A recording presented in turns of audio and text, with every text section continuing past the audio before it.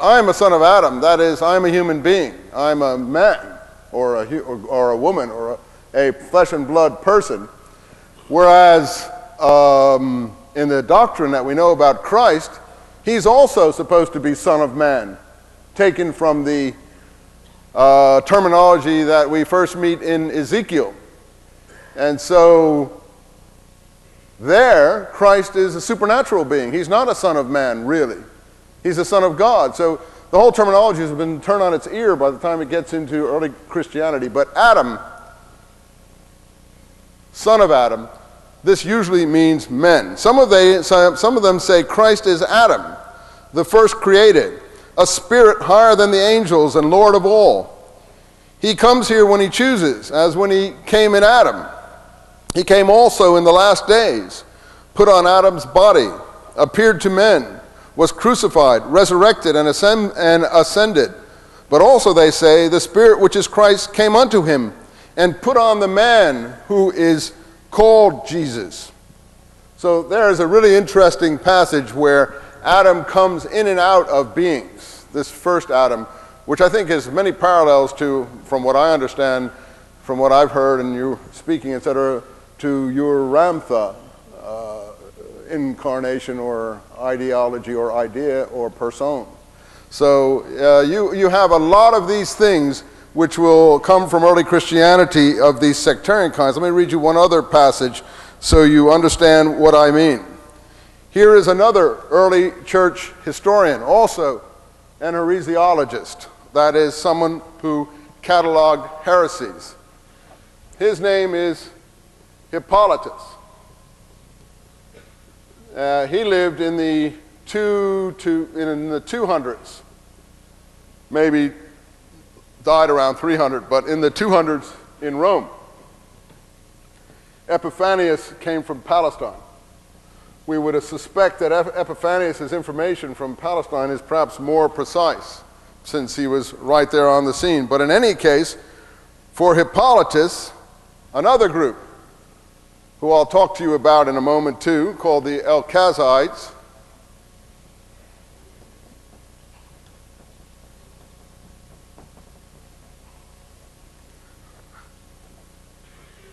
for Hippolytus, the Elkazites, whom we have already met, have the same doctrine. For them, the Christ, who is superior to the rest, is transfused into many bodies frequently and was now in Jesus. Likewise, this Jesus afterwards was continually being transfused into bodies and was manifested in many at different times. And another quote from these two tells us that this secret Adam, as it's sometimes called, primal Adam, Paul, you know, in his letters, 1 Corinthians, if you know that. How many have read 1 Corinthians carefully here? Well, the end of 1 Corinthians, for instance, Paul starts talking about Jesus as the second man. But remember, I told you, man in Hebrew is Adam, so he's the second Adam. And the first Adam, he says, is the original one. Well, that's the primal Adam. So Paul knows these doctrines and is playing with them. In any event, he talks about Jesus as the second Adam. And as that goes into Islam, we then discover that Adam and Jesus basically are the only two men ever born, according to Islam, that didn't have fathers. Adam didn't even have a mother. So Jesus supposedly had a mother, but Islam feels that so Islam knows this doctrine. If you look at the Quran knows that the angels supposedly are, that the secret Adam, the primal Adam, the Messiah, etc., is supposed to be higher than the angels. And I can read you some more quotes there. I won't bother. You'll be able to look at that yourself. But you see, here are doctrines that are very relevant to you, very relevant to what you're thinking, training, understanding, and believing, or being brought into practice with. So you'll find that the study of James can be actually particularly relevant to you.